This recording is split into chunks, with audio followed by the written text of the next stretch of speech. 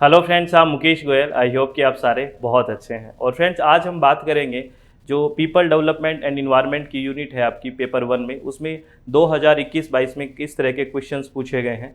तो please concept को समझने की कोशिश किया करो फ्रेंड्स। डायरेक्टली क्वेश्चन नहीं आते हैं, थोड़ा दिमाग लगाना पड़ेगा तभी क्वेश्चंस होंगे।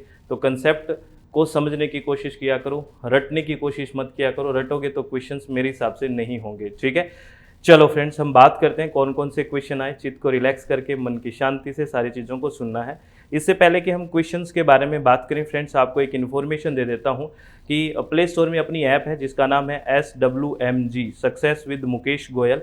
ठीक है, इसमें UGC नेट पेपर 1 के बारे में भी पढ़ाया जाता है। पेपर 2 अगर किसी का इन्वायरमेंटल साइंस है, कोड नंबर 89, तो उसके भी रजिस्ट्रेशन है। और पेपर 1 की टेस्ट सीरीज भी है। तो जो भी विलिंग है आप ज्वाइन कर सकते हैं। ठीक है ना फ्रेंड्स, अपनी प्ले स्टोर में क्या नाम है आपका, SWMG। ठीक है, चलो फ्रेंड्स, क्वेश्चंस के बारे में बात करते हैं। क्वेश्चंस के बारे में देखते हैं।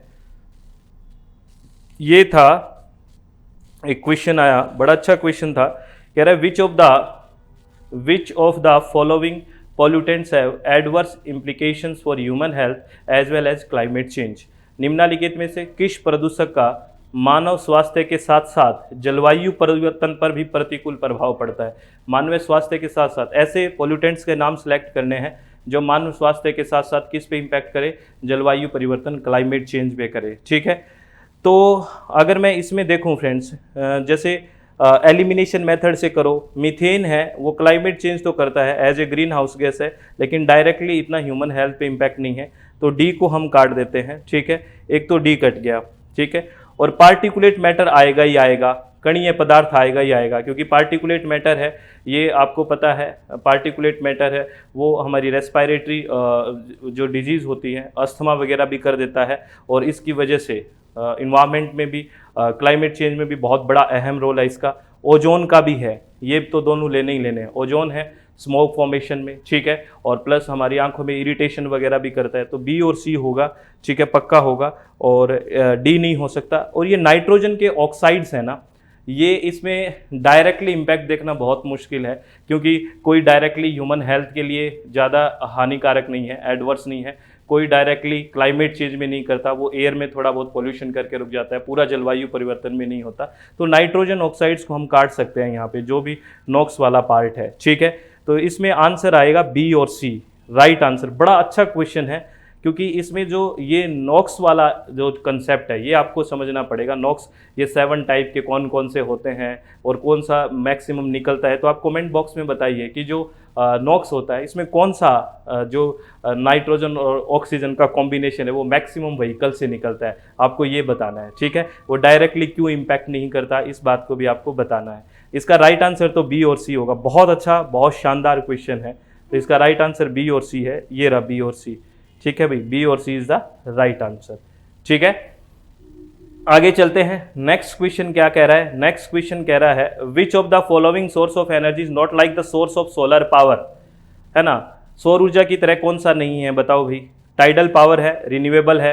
विंड पावर भी रिन्यूएबल है। हाइड्रो पावर भी रिन्यूएबल है। कोल नहीं है भाई, कोल है वो नॉन रिन्यूएबल है, आपको पता है। तो इसका आंसर कौन सा चला जाएगा? उसका आंसर सी चला जाएगा। तो बहुत ईजी क्वेश्चन है, ठीक है ना, क्योंकि सोलर पावर भी रिन्यूएबल एनर्जी रिसोर्स है, टाइडल भी है, विंड पावर भी है, हाइड्रो पावर भी है, कोल है वो नॉन रिन्यूएबल है। तो ये आ गया इसका राइट आंसर। थर्ड इसका राइट आंसर आ गया।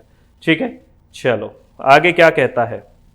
आगे क्वेश्चन कह रहा है which among the following goals adopted by UN member states in 2015 is related to SDGs 4 Sustainable Development Goal 4 में कौन सा है? 4 नंबर पे सस्टेनेबल डेवलपमेंट गोल टोटल कितना है? 17 है, आपको पता है। इनको 2030 तक अचीव करना है, ये भी आपको पता है। 4 नंबर पे कौन सा है ये पूछ रहा है, सीधे से बात ये है। तो 4 नंबर पे क्वालिटी एजुकेशन की बात है, सीधी सी बात है। ये तो आपको सीक्वेंस में याद करना पड़ेगा, ये तो याद करने वाली बात है। गुणवत्तापूर्ण शिक्षा की बात करता है 4 नंबर पे जो सस्टेनेबल डेवलपमेंट गोल। 17 को सीक्वेंस में याद करना है। ऐसे ही मिलेनियम डेवलपमेंट गोल्स जो हैं 8 है, उनको भी सीक्वेंस में याद करना है। प्लीज ये याद कर लेना, ठीक है। तो सस्टेनेबल डेवलपमेंट गोल 4 नंबर पे का है, क्वालिटी एजुकेशन है, गुणवत्तापूर्ण शिक्षा की बात करता है। ठीक है, चलो बहुत बढ़िया। नेक्स्ट क्वेश्चन क्या कहता है, which of the following is an ozone depleting substance. निम्नलिखित में से कौन सा एक ओजोन क्षयकारी पदार्थ है? कौन सा है जो जिसकी वजह से ओजोन डिप्लीट होती है? देखो भी, जहां पे आपको क्लोराइड मिल गया ना, मिथाइल क्लोराइड, क्लोराइड के पास आपको पता है फ्री रेडिकल होते हैं, और फ्री रेडिकल इसके पास होगा तो ये ओजोन को डिप्लीट करेगा, ओजोन परत का क्षरण करेगा।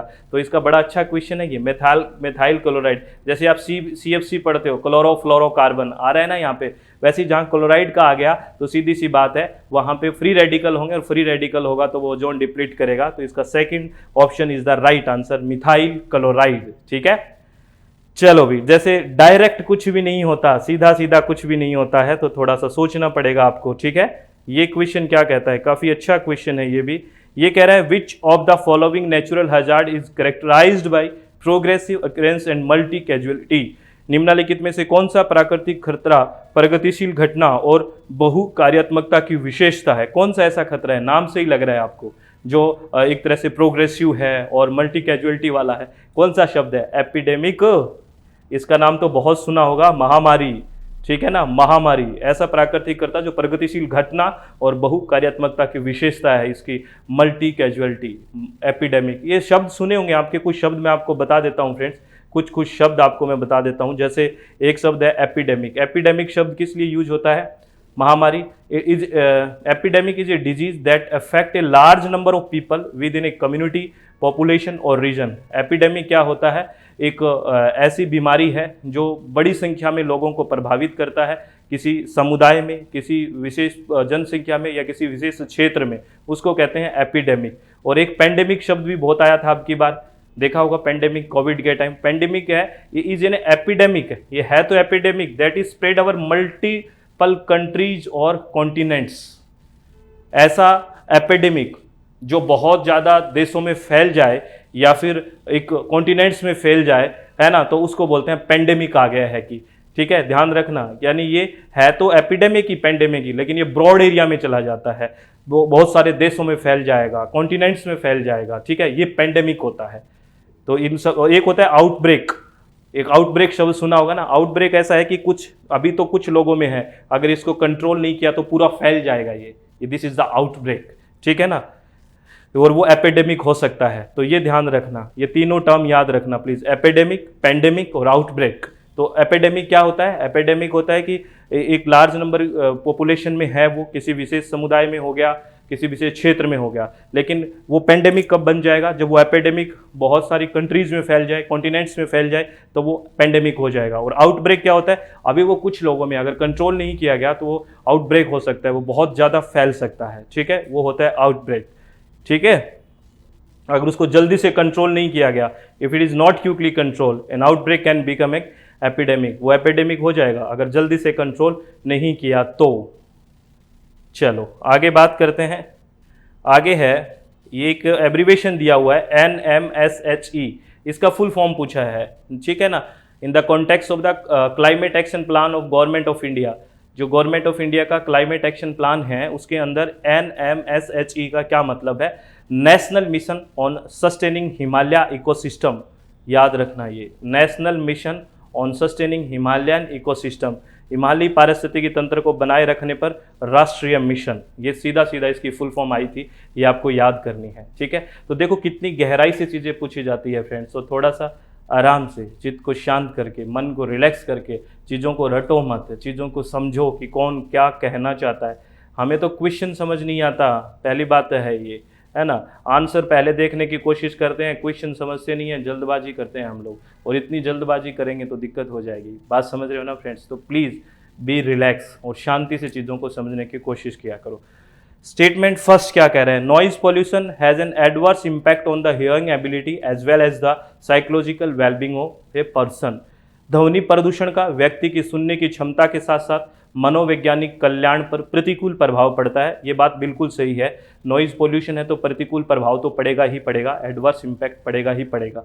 Human perception of noise level is linear, ना ना ना, शोर के स्तर की मानवीय धारणा रेखिक है, रेखिक नहीं है, क्योंकि हमारा जो ईयर है वो बहुत एक रेंज को सुनता है। ठीक है, वो एक रेखिक नहीं है, ठीक है, लीनियर नहीं है, इस बात को ध्यान रखना। स्टेटमेंट 1 है वो ट्रू है, कहाँ गया? स्टेटमेंट 1 है वो ट्रू है और स्टेटमेंट 2 है वो फॉल्स है। Statement 1 is true but statement 2 is false, तो third option is the right option है। ठीक है, याद रखना ये बहुत अच्छा क्वेश्चन है। Human perception of noise level is linear रही है। इसको मैं थोड़ा और एक्सप्लेन कर देता हूँ। ठीक है, इसमें स्टेटमेंट 1 ट्रू है, स्टेटमेंट 2 है वो गलत है। इसमें क्या है, देखो, human ear can detect N incredibly wide range of sound, है ना। मानव कान है ध्वनियों की एक अविश्वसनीय रूप से विस्तृत श्रृंखला का पता लगा सकते हैं। We measure sound intensity on a logarithm based 10 scale. आपको पता है log 10 के स्केल पे नापते हैं हम, which proceed in multiple of 10 rather than a linear scale. ये रेखिक स्केल पे नहीं चलता, ये लॉगरिदम ऑफ 10 के स्केल पे चलता है, इसलिए कहा है कि वो रेखिक नहीं है। ध्यान रखना, बहुत ही अच्छा क्वेश्चन है, लीनियर नहीं है, वो log 10 के बेस उससे चलता है। ठीक है, रेखिक या लीनियर नहीं है, इसलिए इसका सेकंड है वो गलत हो गया। नेक्स्ट क्वेश्चन क्या कहता है, नेक्स्ट क्वेश्चन कहता है which of the following is most effectively promoted by globalisation among the societies.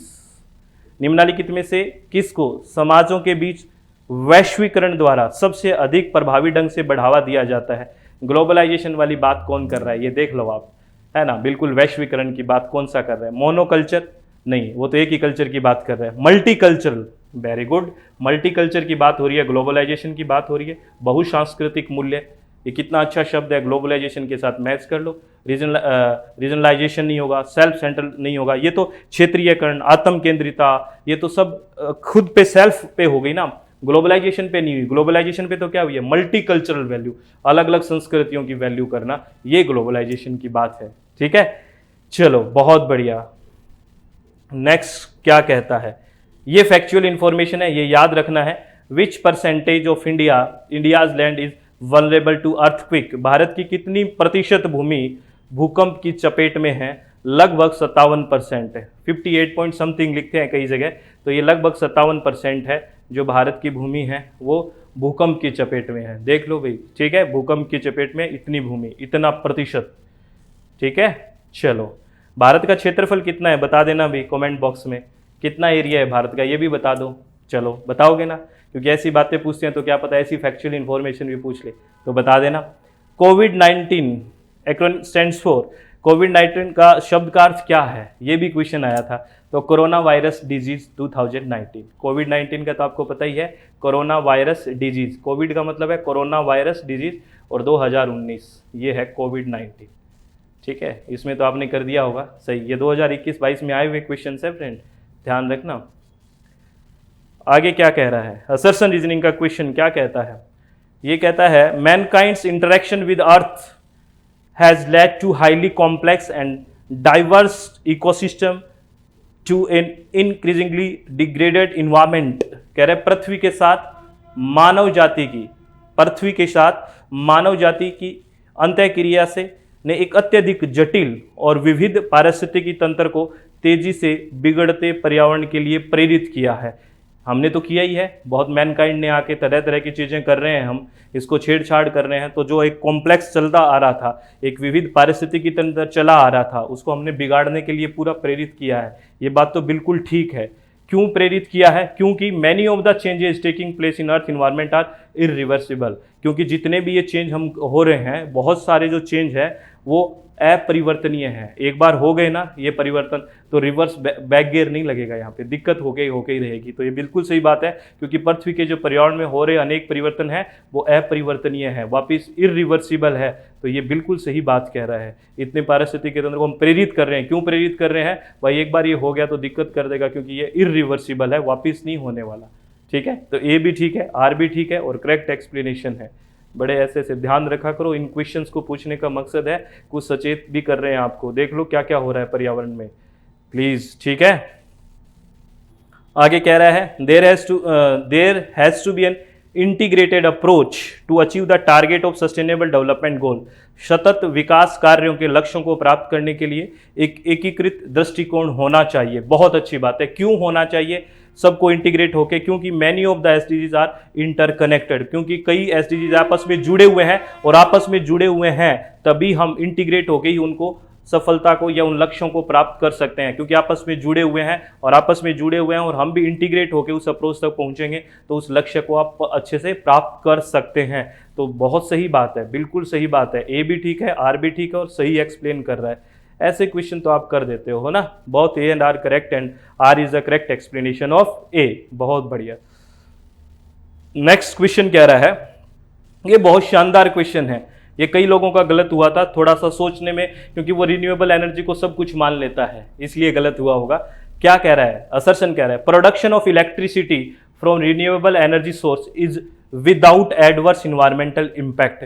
जो रिन्यूएबल एनर्जी सोर्स से हम ऊर्जा प्राप्त करते हैं या विद्युत ऊर्जा प्राप्त करते हैं, वो कोई भी पर्यावरण पे एडवर्स इम्पैक्ट नहीं करता। यानी कि अक्षय ऊर्जा स्रोतों से बिजली का उत्पादन प्रतिकूल पर्यावरणीय प्रभाव के बिना है, यानी कि ये पर्यावरण पे कोई प्रतिकूल प्रभाव नहीं डालते। ऐसा हो सकता है क्या पर्यावरण पे बिल्कुल प्रतिकूल प्रभाव नहीं डालते हैं। जैसे मान लो आपने हाइड्रो पावर प्लांट लगाया, कहीं पे हाइड्रो पावर प्लांट लगाया, फ्लड के चांस भी हो सकते हैं, है ना। हाइड्रो पावर प्लांट्स लगाए बड़े बड़े, वहाँ पे वहाँ का विस्थापन भी करना पड़ता है, हैबिटेट भी डिस्टर्ब होता है, ठीक है। सोलर पावर प्लांट लगाया है तो सोइल इरोजन वगैरह की भी बात हो सकती है। तो ये एडवर्स इम्पैक्ट तो होते हैं भाई, चाहे रिन्यूएबल लगाओ आप, एडवर्स इम्पैक्ट तो होगा ही होगा। तो ऐसा नहीं है कि विदाउट एडवर्स इम्पैक्ट होगा, तो एडवर्स इम्पैक्ट तो होगा। तो इसलिए ये गलत हो गया है, ए सही नहीं है, ए गलत है बिल्कुल। आर क्या कह रहा है, there is no net emission of carbon dioxide to the atmosphere from the exploitation of renewable source of energy।